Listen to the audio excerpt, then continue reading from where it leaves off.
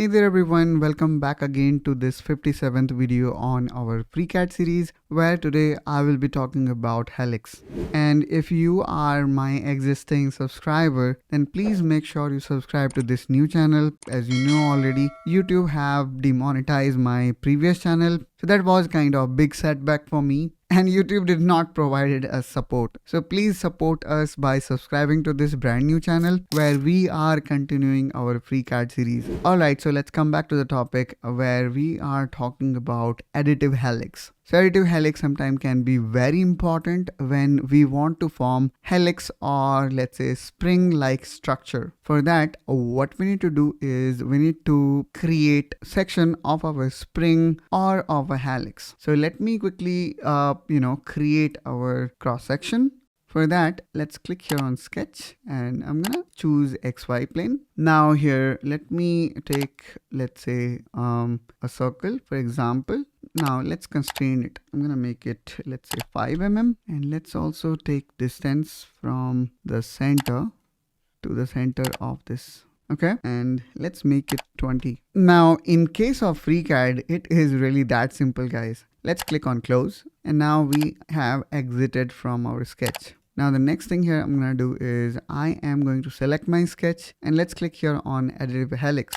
As soon as you click on it, here we can see the preview of our spring or helix being formed. So as I was mentioning you, the sketch is nothing but the cross section of helix. And based on this cross section, we can see the helix is being created. Now we know the dia of this spring or helix. We also know the dia of cross section of helix because both these things we have controlled using dimension that we added in case of creating the sketch. Now we have got few furthermore customization option. For example, here if let's say you have chosen wrong axis, you can select it and then can change the axis.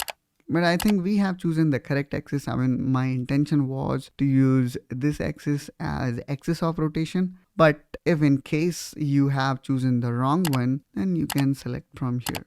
Now let's see which one is applicable, and seems like this one is also applicable, but here you can see instead of the whole body, only the surface was created. Alright, now the next option here we have got is mode. So we have different mode where we have option to customize and play with these variables. So the current mode is we have option to define pitch, option to define height and angle. Okay, so let's say my pitch here is 5.